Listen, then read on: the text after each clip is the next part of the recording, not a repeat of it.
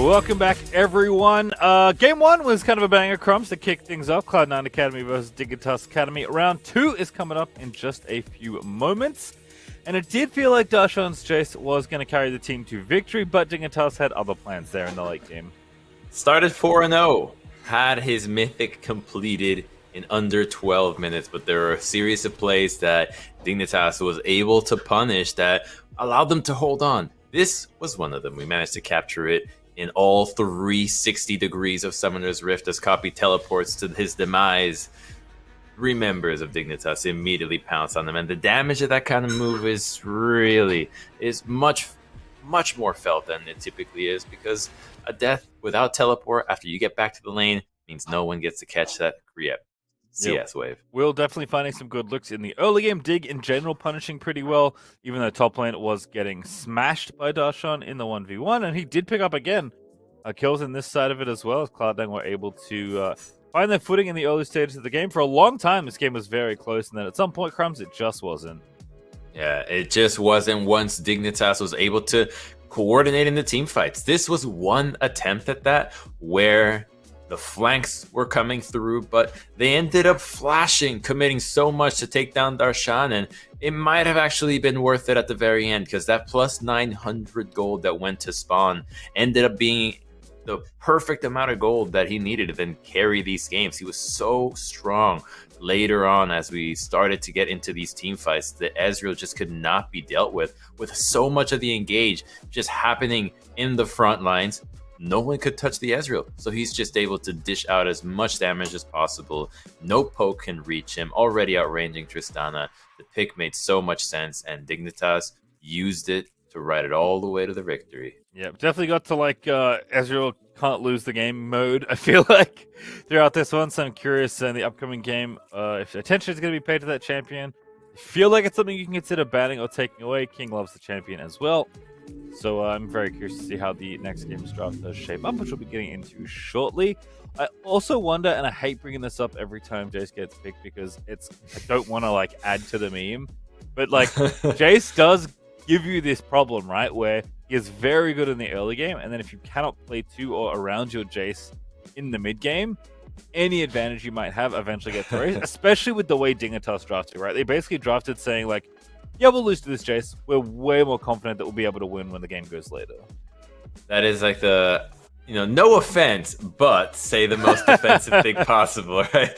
But I agree with you. I'm going to agree with you, because there was a composition that Cloud9 was able to play just last week that was much more explosive and had more consistent damage in the team fights. It was with the Lee Sin instead. So I do think that the Jace isn't a necessary risk right now when the meta involves so much team fighting action.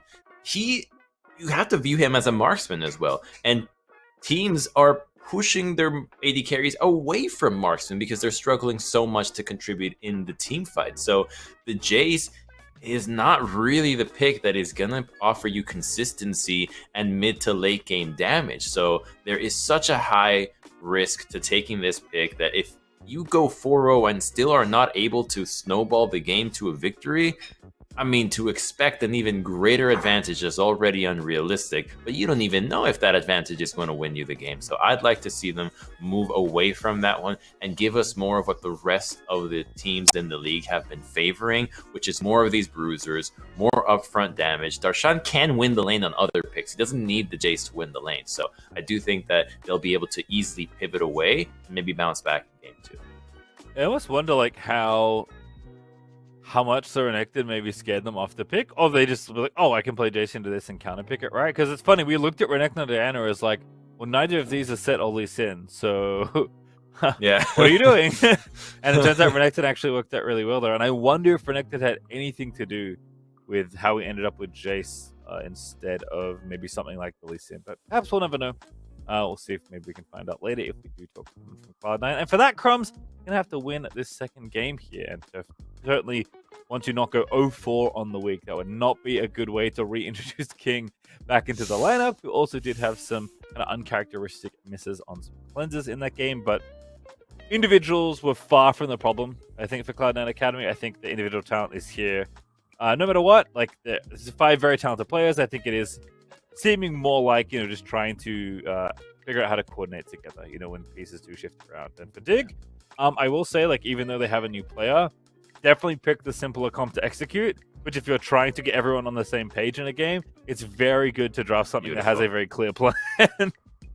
I love that. I absolutely am a huge fan of it every time, every tournament, every league, every level of skill. It doesn't matter. Just pick ease of execution.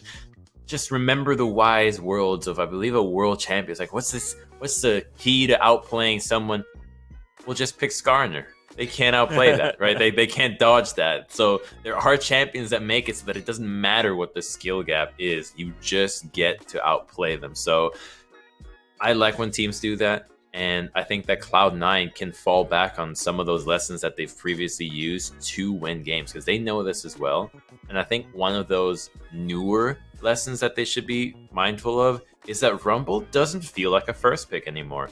Rumble, to me, is really dropping in priority because of the other junglers that can just run over a game as an answer to him. You've got Sejuani that is now stronger in the early game when paired with the 2v2s. You've got Fiddlesticks and Diana, which are going to be more effective in team fights and don't need setup for anybody else. So they're better at assisting or starting the fight on their own, whereas the Rumble is entirely dependent on not only getting ahead, staying ahead, but also being set up by the team. It's so much more conditional, and that's why we see the champion flop so much more often. I think that's the biggest distinction for me too, and I'm glad you brought it up.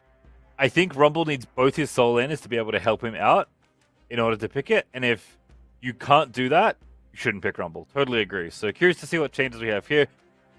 The Fiddlesticks ban. Yeah. Get it out of there. They heard you. It's strong. It's a strong pick. You're going to be picking mages. You're going to be picking Rumble or even Diana, because you can take Diana and then Fiddlesticks into it, and he's going to be happy. As long as there's no early shenanigans, Fiddlesticks is just in love with these matchups, because Diana wants to go with damage boots. She wants to go with those sorcerers, magic penetration, as much burst as possible.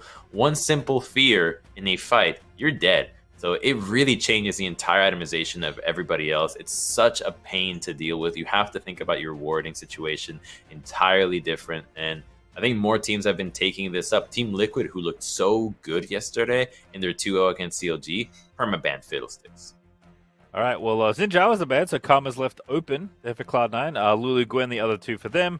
Fiddle joined by Lucian and Viego, which is starting to become a staple of even the blue side because the champion is just so powerful. But with Xin ban, Karma's sting gets lowered a little bit here, but Karma can, of course, fit with a pretty large variety of potential picks. And, of course, we'll figure out where that's going in just a moment. But if I had to guess, I'd say this is Saligo's champion. Cloud9 Academy, how do they want to respond here to the Karma pick? They're going to go for Rumble again. Shone does play Diana. We actually saw it from him last week, so this is definitely a preference thing, right? They are picking this champion over Diana because they want to play it, or they prefer to play it, or the comps that it provides rather than whatever Diana brings to the team. I do wonder, I imagine we'll get Set again. Maybe we get Lee here again. We're actually going to get Trist here on Cloud9. Interesting. So hiding the soul ins for later. They're not guaranteed to get both their soul lane picks here if they wanted something specific to set up. Well, yesterday they played into first pick Karma from 100 Thieves, and they paired it with the Kindred. So I fully expect Dignitas QNTM to actually select Kindred again since the Xin is banned. It's going to be a fine matchup into the Rumble. C9 hasn't really selected anything that you're scared about at the moment from this pick, so they're going to be happy taking this direction. And I think you can even lock in something like a Braum this early just to synergize with these two. Now, the engage front is going to be much harder, though, taking the composition in that angle. 100 Thieves did a really good job in selecting this comp and still having a Gragas that offered the options to disengage and also peel enemies from their own Lamb's Respite. So I think if Dignitas QNTM, who obviously watched the game against Cloud9 Academy from yesterday, can take notes and emulate 100 Thieves draft, would like to make sure that they have more options to engage than what they currently have. All right, well, can't let go of the Ezreal, but I'd like this a lot as a solo lane answer. Just very good against these squishies. Karma's going to make Akali's job a little bit trickier when it comes to assassinating targets, but Akali's just so good at picking up key pieces in any sort of, death ball comp or comps with particular pieces that are quite squishy, and even if they're mobile, Akali's pretty good at chasing them, so This is nice. I would assume this is Darshan's champion, but I think definitely either of them can play it. As Elysian's going to get banned by Cloud9. That again signals to me that Cloud9 might be giving that to Darshan more, but it does set up Akali a little bit better. Elysian's often picked both with and against her. But we'll see where Cloud9 do want to go with the rest of it, as Jace is going to get banned again. Lola apparently does not want the same situation in top lane. Yeah, he knows that he was in trouble in that lane. If the game was able to be snowballed from the top lane, it would have been all eyes into that top matchup between Lola and Darshan, because solo kills, pressure, relentless dives. There was a lot going on for Cloud9 that time around. And it also is a pick that's good into the Kindred. Kindred typically struggles against control mages, against a lot of poke, because engage is obviously what she's really lacking, and she's very squishy. So banning away the Jace ensures that Cloud9 have to double down on just engaging against Dignitas. And currently, their composition doesn't really have any scary forms of engage. It's only the Akali, but between shields and the Lamb's Respite, I think Akali's job is a little bit harder than you normally expect against the double marksman composition here. So whoever is piloting this has to keep in mind that Shroud will not only not be as powerful as they used to be because of the Karma reveal, but also the shields and the heals will come out. And if those abilities come through, you're inside them, you're getting burst down, you're not assassinating anyone. All right, well, support's getting traded here. Leona is actually the pick for Cloud9 Academy. Which is pretty good against the Rumble, but good with it as well. So I really like this pickup in general. Nautilus, as a result, gets traded. JJ's going to take that side of the matchup this time. And Renekton already selected for Dignitas, so they are more than happy to have Renekton in pretty much whatever lane he ends up in. There is an option for Triss to be a solo laner as well, but I imagine King wants to take it again. So, oh no, actually Callista left open. Callista picked up. So it was indeed Triss solo lane. I like the little mix-up there for Cloud9. Nice, yeah, okay, so this is going to be just maintaining range against Dignitas. They know that hard engage, committing fully into it, already doesn't really fit the theme of their composition, but if they can just keep Dignitas pushed in, if they can keep them kited back, then the Kindred, the Ezreal, won't have that much value. Spawn did have a really good game the first time around, though, and he's still going to outrange the Cloud9 lineup. So Cloud9 needs to understand that they're still facing the ticking time bomb that Ezreal is going to be against a composition that can not only not engage upon him, but have no way of actually poking him out. He's outranging every member of Cloud9. Yeah, I think, Frozen Heart's not nearly as good against Kali as it is against double AD, so yes. Kali is good into Ezreal for a bunch of different reasons, but mainly the one is, like, you can catch him and kill him, which is always the hardest thing with these, Ezreal builds that can afford to build things like Frozen Heart and things of that nature. So I think Cloud9 are a better setup to enter Spawn this time. It's like, how good is the protection of, like, Karma and Kindred, right? And how that comp plays out. That's kind of the big question here, because once again, Rumble being an early pick here for Cloud9, this seems like kind of a miserable Rumble game. Like, Karma is already so good against Rumble. With Empowered E, like Kindred ulti as well. I just feel like Rumble's, unless Rumble gets ahead, is going to struggle to have an impact here in the mid game. And maybe that's fun. Maybe Cloud9 just want to play a little bit more aggressive, get Shinfire those kills that he needs. Does have not that much setup, honestly, in the solo lanes, but the bottom lane definitely, and especially if Isles can get out of bottom lane, there's a great way to assist Rumble to getting some early kills. So we'll have to watch here, because Will's going to be more than happy if this is a farm-style game from Cloud9, and I think Cloud9 going to have to be a bit more proactive, especially for Shern's sake here in the early game. I share the sentiment completely. Rumble versus Karma is a sad time, and usually when looking at the drafts, you rarely want to see someone pick into a champion that is considered a counter, that is saved for red side against it. At the beginning of the split, we were always harping about Karma being powerful into the Rumble because her itemization speeds people away from the equalizer. The shield also minimizes his damage. And so Shenfire taking it into Soligo is exactly what you had called out. Pure comfort here. He's played more of this champion than anything else this split. Feels like he already has a game of practice to maybe improve upon on game one. And so locking this in should hopefully give us a better performance than what we just saw in game one. But a lot of expectations will fall on him because he is not facing an easy composition to play Rumble into.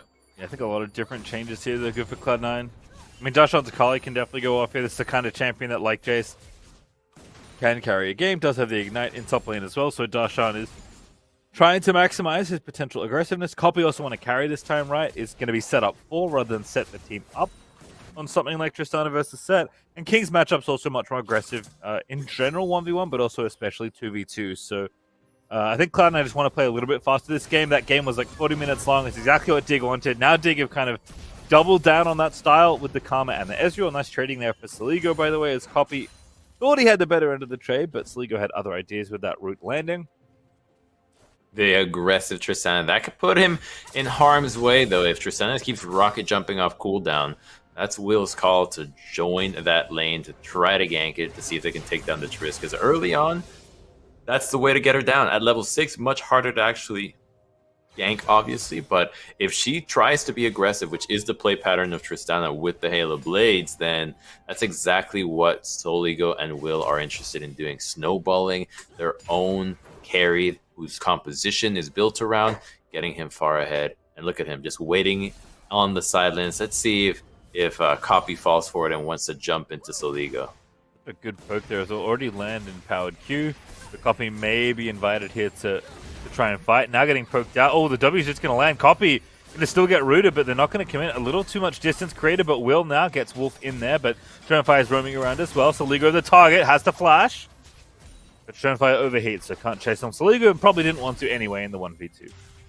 The Mark had just spawned into the top side too, so this wave in the mid lane could help Dignitas secure the objective. Good ward over the wall from Will to zone out Sternfire, and now Soligo will also TP with Lorlo having also crashed the wave top. Dignitas is happy with this trade. Trading flashes, or losing a flash in the Karma, but in exchange for a mark on your Kindred. You're happy to see it. Yeah, Soligo actually teleporting pretty aggressively there, but maybe just wanted to make sure that his jungle was protected. Will does get that first mark, which is nice. And now bottom side, going to be a dive brewing here for Cloud9 Academy. Sternfire staying so aggressive on this Rumble. And here we go again. JJ the target. Exhaust on the King's really nice. Now it's spawn. They really want the Ignite is there. The first blood is good. And King's going to pop the heal and they'll bounce away here. Sternfire overheated. And minions running out means that Cloud9 can't redive. Isles gets caught out though. The minion auto attack's not quite enough to get the kill onto JJ, and now King and Sternfire are going to dive once again. Sternfire's getting in there. King's going to find it. And now topside, Darshan in trouble. Will there already joining in. Strata's run out, I believe, so now Lolo's just chasing Darshan down, and that's such an easy kill for Kindred. Really well played there out of Will, pathing to the top side. He had first snuck over into the Cloud9 side of the map. He took down the Krugs, had vision, and when Sternfire shows himself bottom, he knows he can make this play. This was really well done by Cloud9. I especially love when they just bait out JJ to burn his Aftershock, and then they don't even go after him. They take down Spawn, doesn't have an opportunity to burn his flash. No one is hitting turret. A really close call there, though, with the JJ hook. And when he stays here, he knows there's no way out. Sternfire with flash will run him down. The best chance he's got is trying to outplay it. And he does, except Sternfire still has flash and gets out at the nick of time. And then Darshan here, just a really nice timing out of Will. And with no Shroud, there's no hope there. Will also getting the second mark is really nice. So Kindred off to a great start here.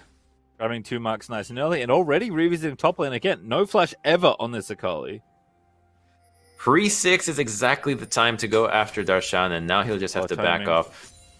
Oh, no pings though, Sue. So it looks like doesn't even get spotted. If he doesn't see Darshan place down a ward, he could always path back into this lane because of the state of the minion wave. But he has his whole jungle ahead of him with those 2 marks, and after already having killed the Akali once, you're not going to get another mark for going after her so quickly. So it's not worth it if the gank is not immediate. And so he'll go back to farming for now. Yeah, as always with junglers, you have to be cognizant of your camps respawning. So you manage to take the camp still and stay efficient. Dragon being started though for Sternfire. Will is going to spot him here. Both junglers only level 5. 6, a little over halfway there for Stern. So not quite ready to play. Poppy also threatening in this mid lane, but not enough priority to really finish this dragon here. Look at those pings. Sternfire gives up the dragon when the Kindred mark spawns. Yeah, it's like, you are not getting this objective. Not allowed, because Copy has priority in the mid lane. And now Will, though, successfully sneaks his way to the bottom side. He's not level 6. Threatening a dive here would be madness unless Lorlo could teleport. I wonder, so we're going to get another mark here as well. This is a really interesting play.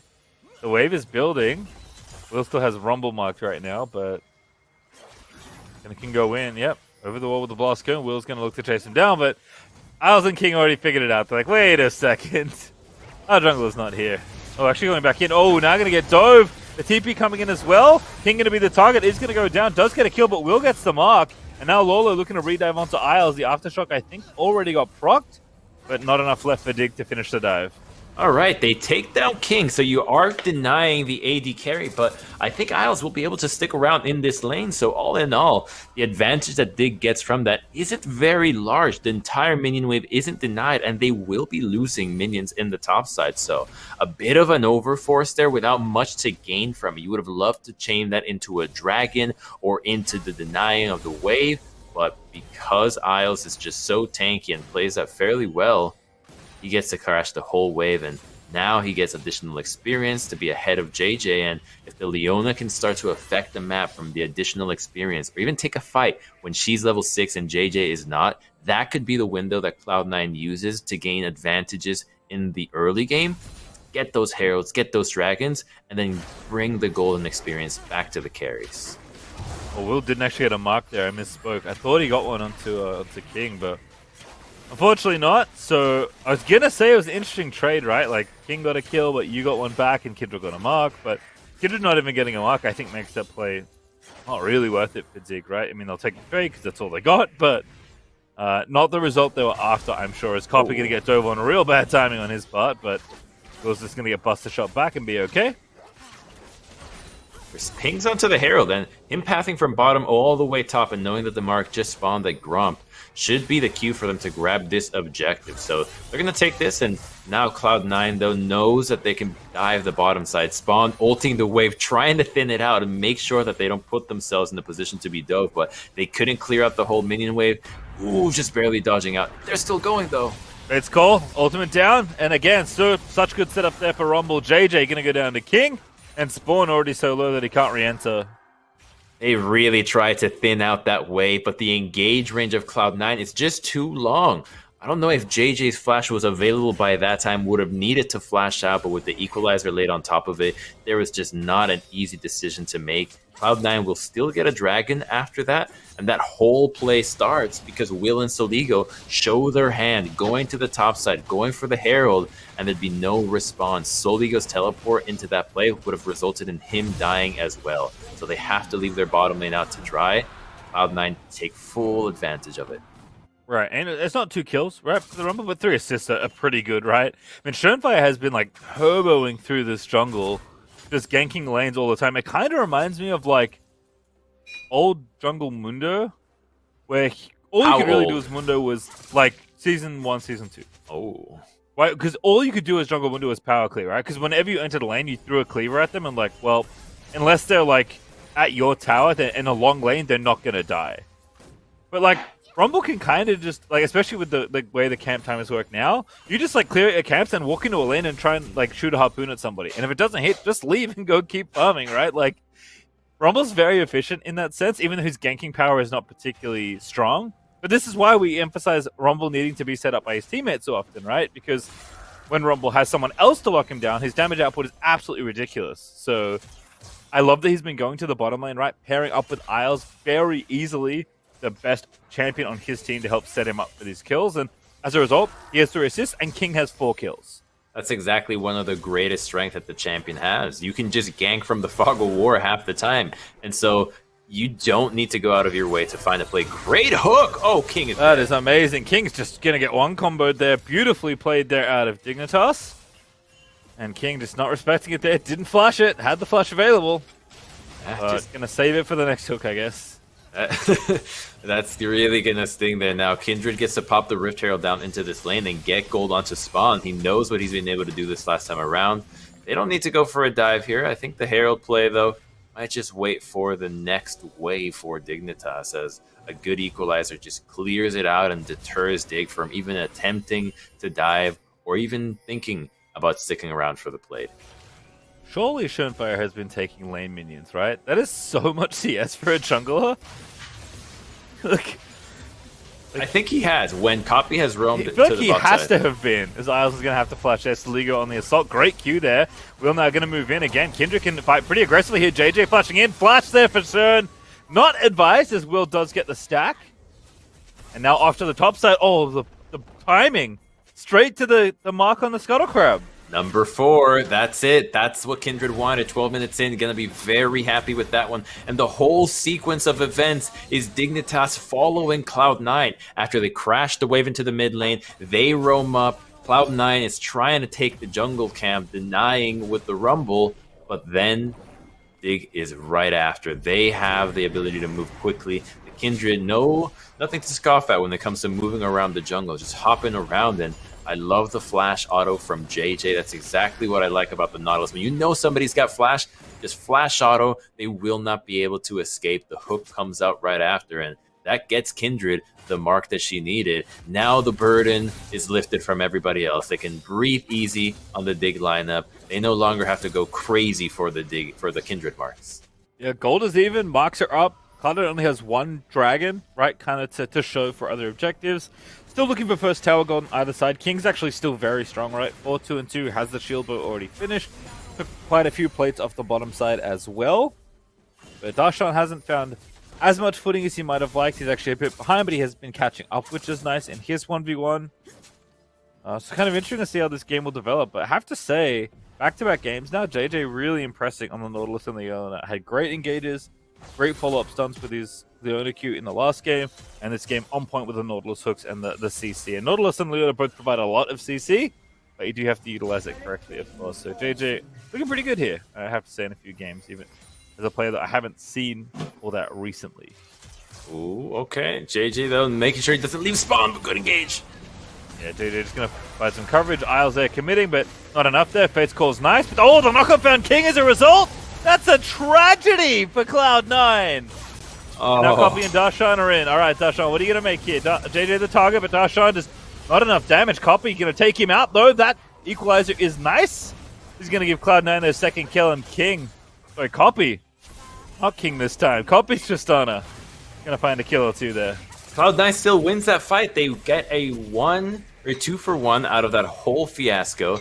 Dragon is coming up soon, and so they're going to be able to ward up this jungle. Kindred goes in as ultimate. Will getting aggressive. Copy about to get rooted, but no follow-up there. Will with the explosive shot on. Could not face check the Tristana.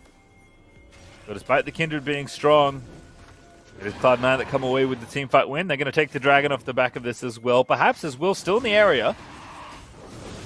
Can buy time with his ult. If he uses Lamb's Respite on top of the Dragon, he could live, but they don't know that King is flanking here. The flanking Tristana, okay, immediately gets spotted by a ward, has to regroup with the team. And Will now again with the W, with the shields here out of Karma. Can afford to just stay on the Dragon and shoot it down. Does have the smite coming up in a couple seconds. JJ now looking for cancels.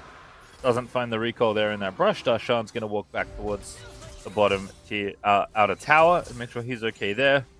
And the second Dragon will go over to Dignitas at the end of it all.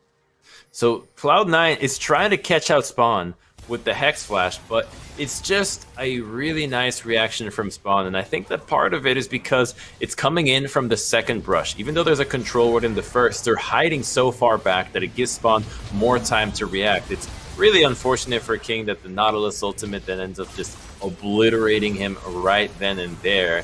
And then the equalizer from Surenfire really is what saves the day for them. Couldn't put it a bit further out, just had to drop it right there to take the single kill. Lorlo would have obviously enjoyed getting 2 kills had he targeted Spawn, but then Will actually poking out members in this tri-brush is enough health advantage for Dignitas to then make sure that Cloud9 leave the Dragon and that they can secure it when they come back from Spawn. JJ again, what aim here with the hooks. This time it's okay for King. But the follow-up Q there for Saligo is nice, as Isles will get out thanks to close to ulti. It's one of the dreams of supports when you have a Kalista ultimate available, because you can face check without really caring about you dying. As long as your Kalista is right there, she'll be able to bail you out, so you've got a get out of jail free card anytime you're trying to secure vision, making it so much easier to maintain control even if you fall behind inside a game. They're currently ahead but just a little bit of gold, but if they were to be in a situation where someone had to face check, you can always count on Isles and King. Alright, well, first tower goes to Cloud9. Darshan going to get the bonus gold here, but that Herald goes over to Dig. Cloud9 up 1,000 gold, but maybe not for long here as Copy's in a 1v3 that he must jump out of, and indeed does rocket jump away. Herald going to be popped instantly by Will, not interested in wasting time, just wants to get the objective down. And Dignitas not even going to go further here, don't need to push through to the tier 2, deciding that trading these towers is more than enough. They're trading, and Darshan is getting that solo experience in the bottom lane. It's not going to put him ahead. He's just catching back up, and he's still just dealing with the damage that was done to him from that earlier gank from Will, just pathing behind him, really hurting the Akali, because without the flash, he just could not afford to overextend for CS. So he had to have many moments just hanging back, just watching Renekton control the wave so that he doesn't get ganked and instantly get put even further. Alright, well, next Dragon not up for well over 2 minutes, so we have a little bit of time here to take stock of where we're up to. Darshan has finally finished his Mythic, that's good news for him. Riftmaker done, Night Harvester, and then both Marksmen have their first items finished as well on the C9 side, but it is a similar story on the Dig side as well. They also have 2 Marksmen actually. Kindred looking pretty strong right now, 2-0-1 there for Will with the Kraken Slayer at the ready, and again this Karma going to be perhaps the great equalizer in team fights, but perhaps not. the low-key diss to Surefire's ultimate, I like it. I mean, Shuren's been doing well, right? Karma hasn't been in too much trouble just yet. But again, any sort of like traditional 5v5, let's call it, I imagine Dig will feel pretty comfy. Cloud9 do have lots of tools to poke in. They've got like a pretty extended DPS with their 2 marksmen. With Callista and Triss get better as you free fire, like most marksmen to be honest, but with the Ren stacking and Tristana's general damage output, you know, the marksman can certainly, you know, make any fight a win if it goes long enough without them being touched. And Darshan, Surefier, right, they can set things up. They can do a decent amount of burst damage, especially for the Akali, so I see the ways in which Cloud9 can approach 5v5s. Definitely isn't going to be playing front to back. That's going to be Dig's dream. If the divers can't find the squishies or the key pieces, it's going to be really tough for Cloud9 to overcome them, I think. But game's still very close. Uncensored are done now for Saligo, so he is fully committed to the cause of buffing up Will and Spawn. I think that's exactly it, and how you mentioned how it's clear what Cloud9's avenues into these fight are, finding these flanks, because Leona is just not going to be enough by herself to engage. But then if Dignitas ends up having solid vision control and putting Cloud9 in positions where their flanks aren't optimal, where the wards are just too deep to engage, then it's going to be so easy for them to dance around and speed themselves away, because the second somebody's looking for a flank, Shurelius comes out. But it's a 5-on-5 right now. Oh, I like this. Again, if you can get it early, it's good to equalize it down, but not enough burst damage. Nautilus ulti out as well. TP in for Lolo. Cloud9 are at least going to line up the Dragon for themselves. They've got a ton of objective damage between this Callista and this Triss, but Dignitas are already going to take it from them. And Cloud9, look, they just can't get in there. No ulti anymore out of Rumble. Maybe Darshan can find something, but Will's going to get that smite nice and easy. And Cloud9 just going to have to maybe try and find something on the back end, but JJ gets out of there with the hook, and Will dances away with the Q. And Cloud9 get nothing off that play. In fact, they're still getting pushed in. Dignitas looking for the mid-outer as well. They're going to get so much. The mid-tier 1 and then the pings all the way into the mark in the top side. You just saw 5 members of Cloud9 going to the bottom side of bottom river. Will can just run straight to the top lane, get himself another mark. So they do get a lot of value out of that fight. And Cloud9 just cannot afford to engage onto the tanks right now. They don't have enough damage to burst through them. Even if they did, Lamb's Respite can always come through, and the carries are the main attraction of this composition. As long as Kindred and the Ezreal remain alive with the Karma, Dignitas has no problem looking for fights, even with a numbers disadvantage. Alright, Lolo gonna dodge the Akali that was hiding in the bush. Darshan still playing catch-up. Lolo actually up 30 CS almost in this 1v1, so has clearly been having a good time in their overall 1v1 this particular game. Again, it's not the case in the last game. It does feel like Dignitas are, at least from, you know, this 1.5 game sample size, pretty content to play slowly, right? I think if you draft Ezreal every game. That's probably a relatively fair statement, even more so when you get Karma, which has happened in this game. So it does still feel like the impetus is on Cloud9 to be the team to push the envelope a little bit, but not looking to rush or overextend. I think, again, if the game goes like 45 minutes and it's even, I'd much rather be on Dig's side here. Yeah, absolutely. But I still have plenty of ways to do things, especially around the map, right? Like, Blister is so good at starting up Baron, although they don't really have the best front line. Instead, in we go. Spawn going to be the target. Damage is decent there out of the Trist, but Ligo lives, and his Mantra's calling back down, so Dignitas can even retake the fight if they want here. Didn't really take much damage there. They have a TP advantage. They think that fight is trying to start, since it looked like Dignitas was maybe thinking about actually picking off Isles, but Copy answers so much damage back, and Dignitas knows that they don't need to be in these positions to take these fights. They know that by playing the game slow, the Ezreal will get to a point where no one on Cloud9 can deal with him, just as in Game 1. And so they are totally okay with letting Cloud9 overextend to force their hand into a fight, since it's up to Cloud9 to seal the game right now, to not deal with the eventuality that's going to be the Ezreal and the Karma. So they can just continue to kite back, and let Cloud9 attempt to engage on them, because so far these have just been that only attempts. They really haven't looked as anything close to the fight that Cloud9 really would like to get. Nice ulti out of Spawn there, completely poking Shenfire down. In fact, Spawn's even looking for more. Going to clear out this control ward because feels pretty safe in this situation. Under 2 minutes now until the 4th overall dragon of the game is spawning. It is Ocean Soul and Ocean Rift this game, so pretty good one to get for either team, right? Ezreal loves having Ocean Drake, and everyone playing against Ezreal loves to have Ocean Drake, so Ocean Soul going to be pretty valuable, as it generally is. But Cloud9 feel like they're struggling to find ways to these objectives. Copy, though, in the side lane, onto Lolo. Feeling pretty strong. 1.5 items done. Lolo popping the ulti. Copy still chasing. Goes in again, and Will's coming down, so got to be careful. TP around the backside is going to be the issue. Fanfare there with the ulti. Saligo coming in hot, but 1v2, not feeling all that good. Does land the root, but it can't latch there, as Will's just going to take him out, get the mark as well. Looking for the kill onto Shern as well. Has the land to spite. This is an easy kill there as Shern. He's going to be forced to flash away. Ulti out of Will, though, does get them out safely. And Spawn almost finds a snipe. Now JJ flash hooking over, finds it. And they're going to run through the tower. Will's going to take it out, and Dignitas aren't done. Facing now onto the Leona. Fate's Call is going to push him out, but again, the interaction knocks up King, and King does get away this time. My goodness, JJ almost found that hook as well.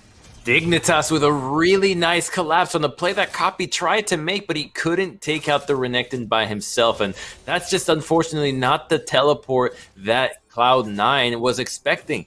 The Karma TPing right behind them is exactly the team comp coming together, shielding everybody, keeping them alive with the Shurelius, and it just lets everybody chase behind them. So Copy's thinking, maybe I should dash back in, jump in, but now he has no target to proc the explosive shot, and he's getting flanked. The Equalizer clears out the wave and zones off the Karma, but then Will is here. There's no reset on the jump on the Tristana. Gets another mark for that one, so he should be at the very least at 6, if not 7 already. A good timing on the ultimate, and then the only thing that could have been slightly more beautiful would have been if the Ezreal actually got the kill, but JJ just cannot use the Fate's Call onto Isles. He knows that Fate's Call is still available, has to wait for him to be in range of King on the off chance that somebody from Dig can catch up. There isn't there, but they're happy with how many kills they got and the tower.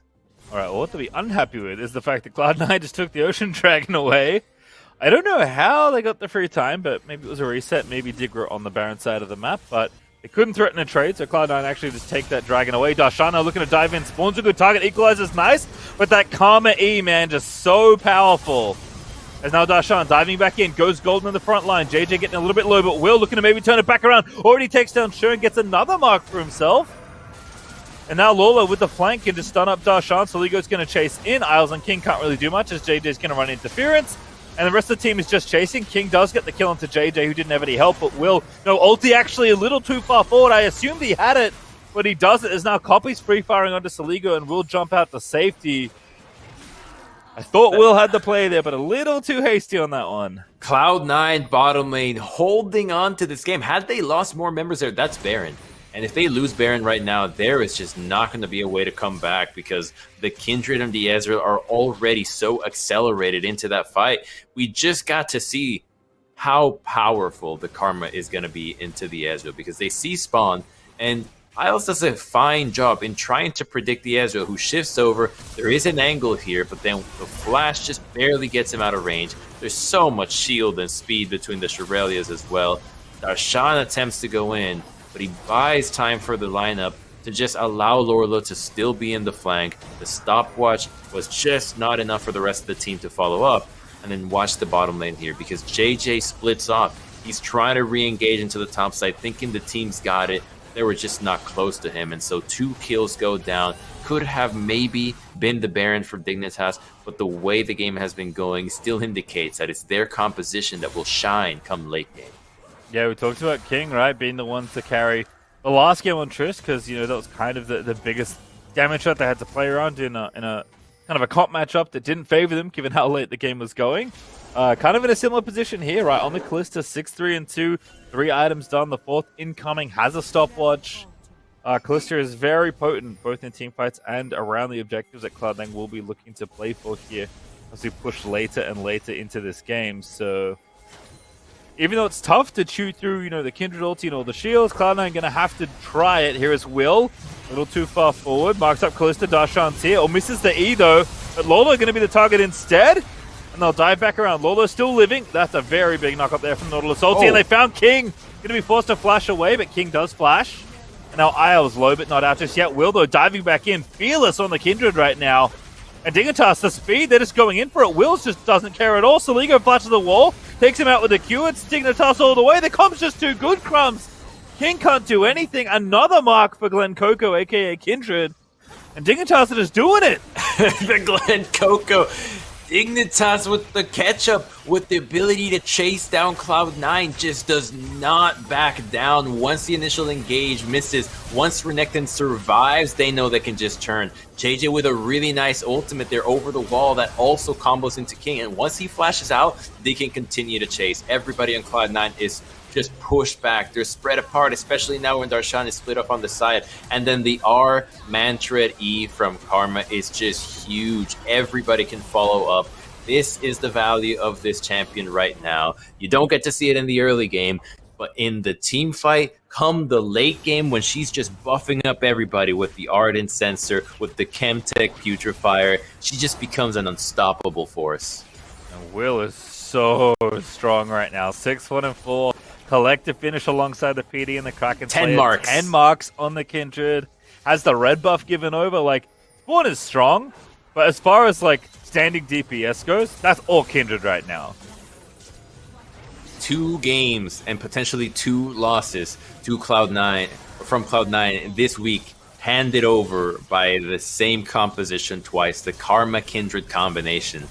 Just truly showing that when something works, don't change it. Right? Don't change it. You saw a team win with it. If you can execute on it, Dignitas is just trying to mimic it, and so far it's looking so good. The gold lead is really about to explode since Triss is not here yet. They're engaging onto Shern. He's dead. JJ is just an angle hunter. Isles with a 3-man knockup, but they already killed Shernfire, and Isles is like, I wish I didn't go in, because now I'm dead too. JJ with the stopwatch, don't even need to use the Kindred ulti, but they have it, and they will pop it. As Dignitas are going to crack through mid. King the target. He's literally 1v1ing the enemy AD carry. The jungle AD is too strong. The GA Resurrect is there, but the rest of Dignitas are going to fall straight onto King's crown. And Darshan going to zip out of there with the ulti, but Will's going to pop the thumbs up and the stop it. And look at this. He wants to fight the Akali. He's dodging it. The man's outplaying him. Goes into stasis, but Akali's just going to die here. And Will is just showing off Crumbs. What a debut week for this player. Dignitas from an 0-2 to FlyQuest take down one of the strongest teams in our league in Cloud9 in such a dominating fashion. If you wanted a game to give you confidence in this roster, this was it. These were some really impressive wins out of a team whose expectations were low, whose players just got into the lineup, and suddenly they're giving us games where their synergies are on point, where they're holding on to games, where they're snowballing leads, team fighting well. A really good week out of them. Yeah, great bounce back there out of Dignitas. I think back-to-back showed some really nice comps, had some similarities. But I do like the differences we saw. But watch highlights from this game again. I mean, bottom lane was looking good for Cloud9 for a bit, right? But then Dignitas did this, and I think their team play is kind of the hallmark of this whole series for me. They picked things that would be better in the 5v5. They had more set up for it. They knew how they wanted to play this composition. And so it felt like Cloud9, whose draft was a little more all over the place, didn't find the synergies that they really were looking after. And this was one of those critical moments where I believe they all just get run down and Baron goes over to Dig. A really nice knock-up, catching 3 members of C9 that then allows Dig to chase. This is the beautiful situation where you want to be in, where you're playing double marksman with the Karma. The enemy's low, retreating, and you can just keep going after them, keep chasing. Look at Soliga just groups up with the team before speeding them up again with another shield, and a single Baron push was all they needed. JJ had some really nice angles. The second he sees somebody out of place, no hesitation, immediately engage upon them, and the rest of the team is ready to back it up. I think one day, Crumbs, maybe one day soon even. I'm not a technology expert, so this could be wrong, but I feel like we could build a script to measure skill shot accuracy. I would love to know what JJ's accuracy was this particular game, because every hook anywhere close to a champion on his screen felt like, with maybe one exception that I can remember on camera, connected. Like, JJ played so well in these back-to-back games. I mean, Dig in general played a great game as a unit. I love this in Will too, like completely styling on the veteran there. Just like diving you into the fountain, knowing that Akali can't do anything. It is really impressive that, back-to-back games with the jungle having, lots of carries you can pick right now, Dignitas willing to invest in their newest player, Will, and just let him show what he's got. And turns out, when he's ahead, he's pretty good. And I have even better news, Crumbs, because joining us with the Verizon post-game interview is Dignitas Academy very new jungler, Will. How's it going, man? That was a pretty impressive series from you. It's going good. Him. So Yeah, I mean, what do you? How do you? Oh, sorry. Go ahead. Oh no, go ahead. I don't know what to say. I mean, you're new to the league. How should we view you as a jungler? What kind of jungler would you say you are? Because you're playing a lot of these carries right now, but is that the style that you want? You want the team to play around you, or are you more of a team player? You're just trying to do what you think the team is best. What's best for the team? I mean, I'll do whatever I need to do to win the game. So, I mean, if I gotta play Sejuani or if I'm gonna play Kindred with Karma, then I'll do either one to win. I'm curious actually, because Crumbs did note that 100 Thieves played it yesterday. Is this something that's kind of floating around in general, or did you maybe look at the Kindred Karma game and say, you know what, we get Karma, I kind of like this Kindred pick? Yeah, I think Kindred's pretty good. What's been the biggest change here for you, going in from Mirage to Dignitas? Is the change of environment here a little more tense, or just having different expectations for what you have to do as a jungler that you're still getting used to? I feel like it's a bit different. I mean, it's a lot different than amateur.